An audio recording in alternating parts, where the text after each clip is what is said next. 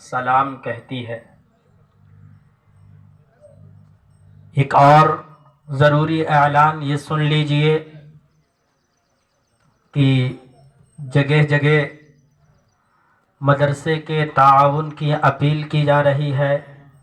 آپ سے جتنا زیادہ ہو سکے بڑھ چڑھ کر مدرسہ اور مسجد کا تعاون کریں، اور ساتھ ہی ساتھ مدرسے کی طرف سے 3 کتابیں شائع کی گئی ہیں۔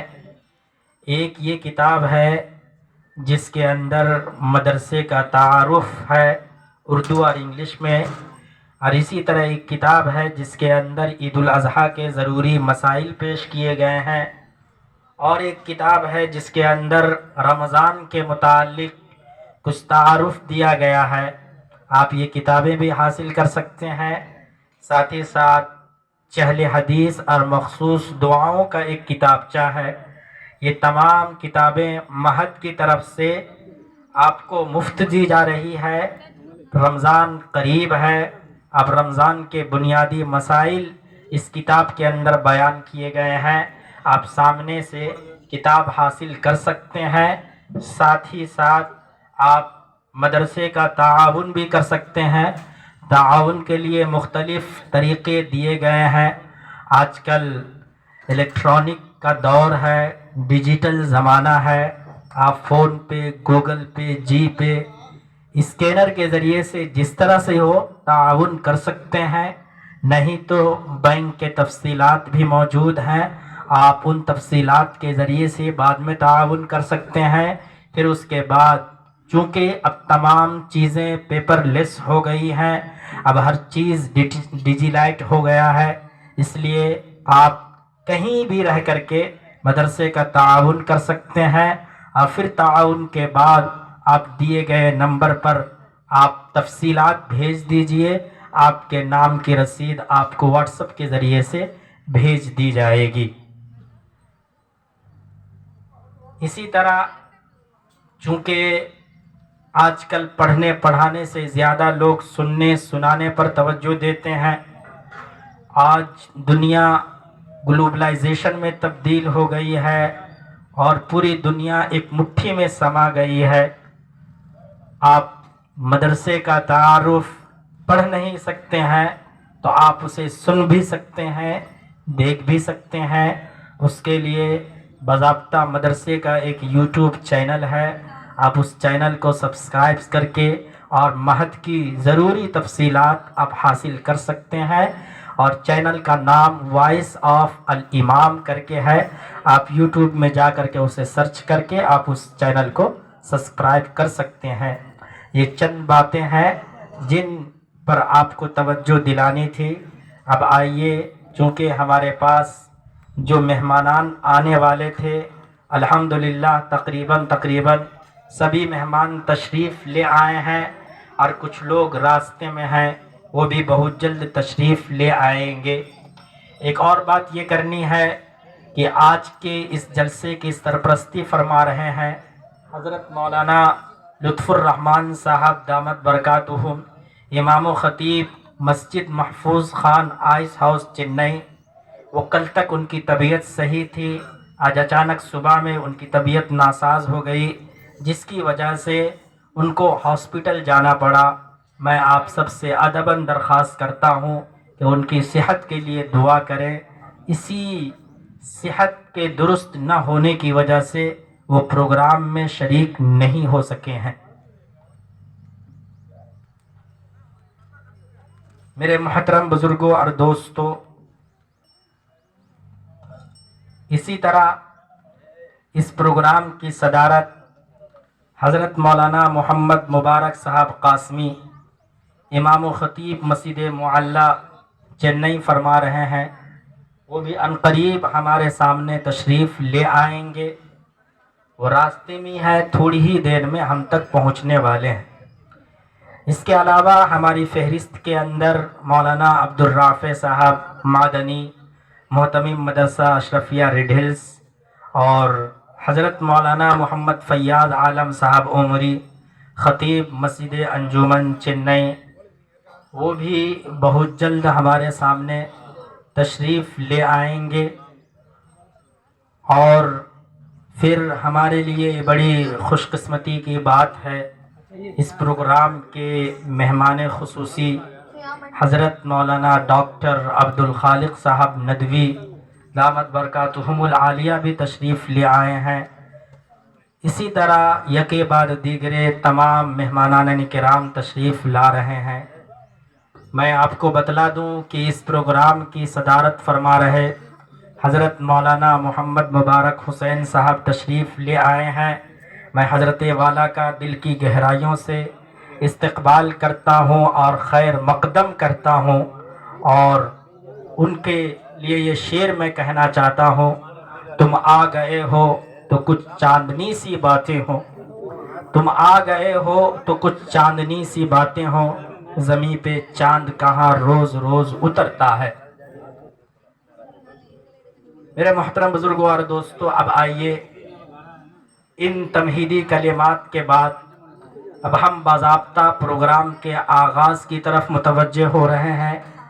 اس سے قبل کی باضابطہ پروگرام کا آغاز ہو، میں ایک بار پھر ان تمام احباب سے جو ادھر ادھر کھڑے ہیں ادباً التماس کرتا ہوں کہ وہ تشریف لے آئیں تاکہ باضابطہ پروگرام کا آغاز ہو سکے۔ چونکہ وقت کافی ہو چکا ہے، پروگرام کا وقت 10 بجے کا طے تھا لیکن 11 بجنے کو ہے۔ 10 سے 11 تک طلبہ کا پروگرام ہوا۔ اب آئیے میں اس کے بعد اس پروگرام کا آغاز کرنے کے لیے ہم قرآن کریم کی تلاوت سے اس پروگرام کا آغاز کریں گے۔ چونکہ یہ دستور رہا ہے کہ جب بھی کسی اہم چیز کی افتتاح کی جاتی ہے تو اس کے جو سب سے اہم اور مقدس کتاب ہوتی ہے اس سے تلاوت کی جاتی ہے، اس سے اس محفل کا آغاز کیا جاتا ہے۔ حدیث پاک کے اندر آتا ہے کہ کل امر ذی بال لم یبدأ فیہ ببسم اللہ، یا بعض جگہ فیہ بحمد اللہ کا لفظ آیا ہے کہ ہر وہ محفل جس کا آغاز اللہ تبارک و تعالیٰ کی حمد و ثنا اور اللہ تبارک و تعالیٰ کے نام سے نہ کیا جائے وہ کام ناقص اور ادھورا رہتا ہے۔ ہمیں اس بات کا پکا یقین ہے کہ قرآن کریم ہمارے لیے سب سے معزز اور مقدس کتاب ہے۔ یہی وہ کتاب ہے جس کا نزول اللہ تبارک و تعالیٰ نے جناب محمد الرسول اللہ صلی اللہ علیہ وسلم کے قلب اطہر پر کیا، اور اس قرآن کے ذریعے سے اللہ تبارک و تعالیٰ نے پوری دنیا کے اندر ہدایت کا نور پھیلایا، اور 23 سال کے قلیل عرصے کے اندر اللہ تبارک و تعالیٰ نے اس کا فیضان پوری دنیا کے اندر عام کر دیا۔ آج 1400 سال کا عرصہ گزر گیا ہے، اس کے باوجود قرآن ہمارے سامنے آج بھی اسی طرح محفوظ ہے جس طرح اللہ تبارک و تعالیٰ نے جناب محمد الرسول اللہ صلی اللہ علیہ وسلم پر نازل کیا تھا۔ اللہ تبارک و تعالیٰ نے دنیا کے اندر 4 بڑی بڑی کتابیں نازل کی: توریت، زبور، انجیل اور پھر اس کے بعد قرآن۔ گزشتہ 3 کتابوں کے اندر تبدیلیاں ہو چکی ہیں، بہت سی چیزیں بدل دی گئی ہیں، لیکن قرآن کریم جس کی حفاظت کی ذمہ داری خود اللہ تبارک و تعالیٰ نے لی ہے، اور قرآن کریم کے اندر اللہ تبارک و تعالیٰ نے فرمایا اِنَّا نَحْنُ نَزَّلْنَا الذِّكْرَ وَإِنَّا لَهُ لَحَافِظُونَ، کہ ہم نے ہی قرآن کریم کو نازل کیا ہے اور ہم ہی اس کی حفاظت کرنے والے ہیں۔ گزشتہ جتنی کتابیں تھیں اللہ تبارک و تعالیٰ نے ان کی حفاظت کا دعویٰ نہیں کیا تھا، قرآن کریم کی حفاظت کی ذمہ داری خود اللہ تبارک و تعالیٰ نے لی ہے۔ دنیا نے کئی مرتبہ اس قرآن کو مٹانے کی کوشش کی، مسلمانوں کے لائبریریوں کو جلایا گیا، قرآن کریم کو نذر آتش کیا گیا، لیکن چونکہ یہ قرآن اللہ تبارک و تعالیٰ نے کاغذوں کے ذریعے سے نہیں بلکہ سینہ بسینہ اللہ تبارک و تعالیٰ نے اس کی حفاظت کی ہے۔ خود ہمارے ہندوستان کی تاریخ ہے، جب انگریز اس ہندوستان میں حکومت کر رہے تھے اور جب ان کو اس بات کا پورا یقین ہو گیا کہ جب تک یہ مدارس اور یہ مدرسے موجود رہیں گے تب تک ہم کبھی بھی کامیابی حاصل نہیں کر سکتے. لہذا ان مدرسوں کو ختم کر دیا جائے، اور مدارس کو ختم کرنے سے پہلے ضروری یہ ہے کہ قرآن کریم کو ختم کر دیا جائے. لہذا انگریزوں نے قرآن کریم کے کئی نسخے جلا ڈالے، اور اس وقت کے جو علماء تھے انہوں نے انگریزوں سے کہا کہ تم قرآن کریم کے نسخے جلا سکتے ہو، کاغذ ختم کر سکتے ہو، لیکن ان سینوں کا کیا کرو گے جن سینوں کے اندر قرآن کریم کا ایک ایک لفظ محفوظ ہے. لہذا اس وقت کے علماء نے چھوٹے 10-12 سال کے معصوم بچوں کو انگریزوں کے سامنے پیش کیا اور کہا کہ تم جو کلام جلا رہے ہو ان بچوں کے سینوں کے اندر حرف بحرف وہ لفظ وہ قرآن محفوظ ہے، لہذا تم کاغذ تو ختم کر سکتے ہو لیکن تا قیامت ان بچوں کے سینوں سے تم قرآن کریم کبھی ختم نہیں کر سکتے. میرے محترم بزرگوں اور دوستو، آج دنیا بھر کی چیزیں اور دنیا بھر کی کتابیں موجود ہیں، لیکن قرآن کریم وہ واحد کتاب ہے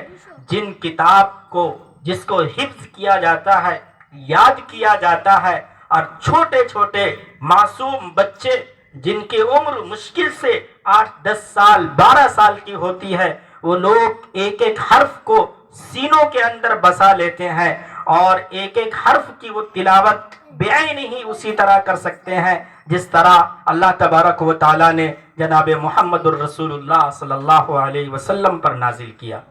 قرآن کریم ہمارے لیے ہدایت کا ذریعہ ہے، لہذا اسی کلام پاک سے ہم آج کی اس محفل کا آغاز کرنے جا رہے ہیں. قرآن کی تلاوت سے آغاز ہو محفل کا، اس نور سے پا جائیں ہم راستہ منزل کا. تو آئیے ہم اسی مقدس کلام سے اس پروگرام کا افتتاح کرنے کے لیے حضرت مولانا قاری علی امام صاحب قاسمی دامت برکاتہ استاذ اقرا اسکول چنئی کو دعوت دیتا ہوں کہ موصوف تشریف لائیں اور قرآن کریم سے اس محفل کا آغاز فرمائیں.